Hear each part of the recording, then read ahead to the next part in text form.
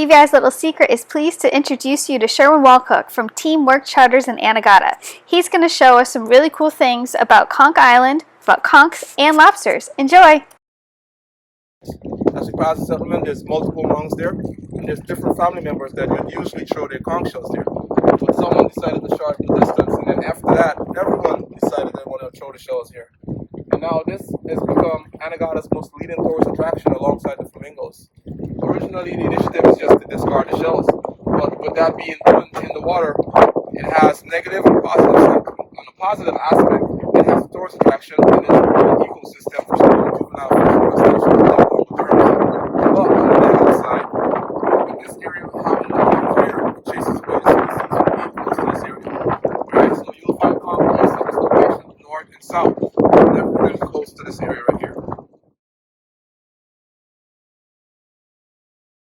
Now, these guys grow in a spiral shape, and you can notice the pattern from all the way here.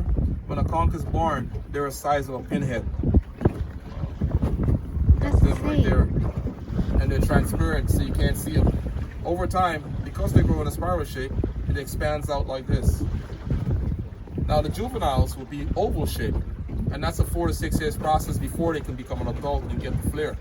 Before that time, they're unable to produce any eggs at all. All right? See so the little shell that I found, and you said the conch was dead inside. Was that because some other fish caught them and ate them? Yeah. So sometimes you'll have nurse sharks suck them out of the shell, and then you have octopus does that as well. Sometimes the sharks, they get them out of the shell. But these guys got so many different predators that's always attacking them all the time. Like the octopus will wait until they're moving and then wrap their tentacles around that area that is outside of the shell and then pry them out of the shell. Oh, wow. So sometimes when you see them on the bottom, unless it has a crack on the top, it means that a human being hasn't tampered with it. It's naturally eaten by some larger predator. How often do they breed? The conch breed, they have the close season in July and opens back November 1st. So that's their breeding season right there for them to catch themselves. Do they breed in large amounts? A large amount of eggs, hundreds of thousands of eggs. But just like every animal, it's just about nearly 10% of those eggs will survive.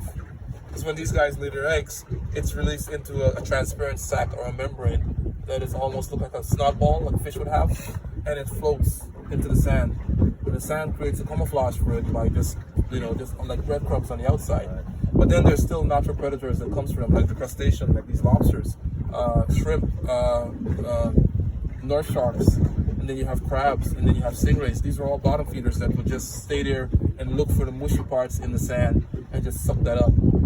So these guys are always constantly being attacked.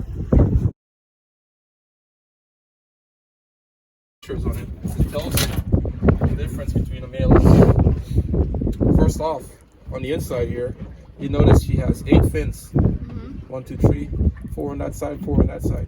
Alright, if it was a female, it would have had 8 on this side and 8 on the other side. Oh, okay. Alright, now she has the extra ones on the inside, and that's where she put her eggs. But for the male, she doesn't need that because he doesn't lay eggs. This right here is where the male would produce his sperm and comes out of that area. When they're having sex, there's no penetration. The male attaches his sperm to the abdomen area of the female. That's like a black tar. I don't know if you ever seen black tar on the abdomen. So that's the sperm of the male. When she's ready, she lays her eggs onto the extra fins on the inside here. And then the female will always have an extra toe here with little pinchers on these 2 last ones. The males, all of them are the same. Alright? So when she's ready, she uses this to assort her eggs. And then she pinches off pieces of sperm, ladders it through the eggs, and layer by layer, they would fertilize, and they should release them back onto the water. And like I said, just like any other animal, just a few of them will survive. Because the fish, especially the Bermuda chub, they knew when these guys are ready to lay eggs, and they would stay around that area and wait the whole time until the eggs are floating, and then they start to feed on them. So barely a few will survive. Thank you, Sherwin, for the excellent information. Now, this is just a few moments of the tour that we took with Sherwin, so make sure when you go to Anegada that you give him a call. All of his details are down below.